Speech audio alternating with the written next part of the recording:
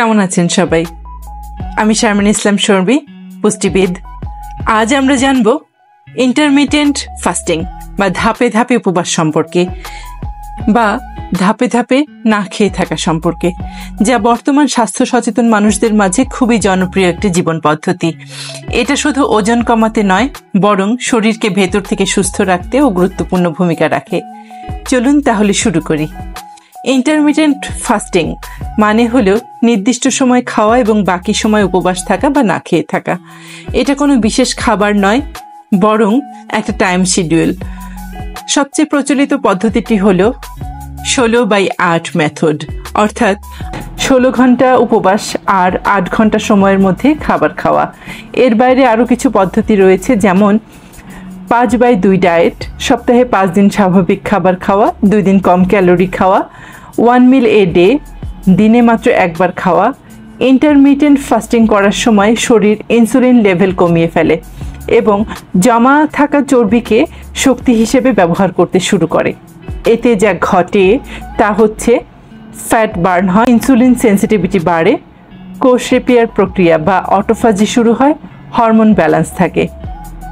এভাবে ধীরে ধীরে ওজন কমে, মেটাবলিজম ঠিক থাকে এবং ডায়াবেটিস, উচ্চ রক্তচাপের মতো সমস্যার নিয়ন্ত্রণে আসে। এবার আসি উপকারিতায়। ওজন কমাতে সহায়ক, টাইপ 2 ডায়াবেটিস নিয়ন্ত্রণে সহায়ক, মানসিক স্বচ্ছতা ও ফোকাস বাড়ায়, হার্টের স্বাস্থ্য ভালো রাখে, ক্যান্সার ও বয়সজনিত রোগ প্রতিরোধে সহায়তা করে, শরীরের ইনফ্লামেশন কমায়। বিশ্বখ্যাত চিকিৎসা বিজ্ঞানীরা বলেছেন ইন্টারমিটেন্ট ফাস্টিং শুধু শরীর নয়, মস্তিষ্ক এবং কোষের স্তরেও প্রভাব ফেলে। এবার বলছি কারা শুরু করবেন এবং কারা নয়। ইন্টারমিটেন্ট ফাস্টিং সাধারণভাবে প্রাপ্তবয়স্ক মানুষদের জন্য নিরাপদ, তবে যাদের আছে গর্ভাবস্থা, ডায়াবেটিক ওষুধ চলছে, খাওয়া দাওয়ার সমস্যায় ভুগছেন, যেমন অ্যানোরেক্সিয়া বা বুলিমিয়া রোগে ভুগছেন, থাইরয়েড বা হরমোনের ইমব্যালেন্স রয়েছে যাদের, তারা অবশ্যই চিকিৎসকের পরামর্শ নেবেন। শুরু করার পরামর্শ: সপ্তাহে 2 থেকে 3 দিন চেষ্টা করুন। খালি পেটে পানি, লেবু পানি, গ্রিন টি, ব্ল্যাক কফি খাওয়া যেতে পারে। খাবারের সময় স্বাস্থ্যকর খাবার নির্বাচন করুন, প্রসেসড ফুড নয়। ঘুম ও পানির পরিমাণ ঠিক রাখুন।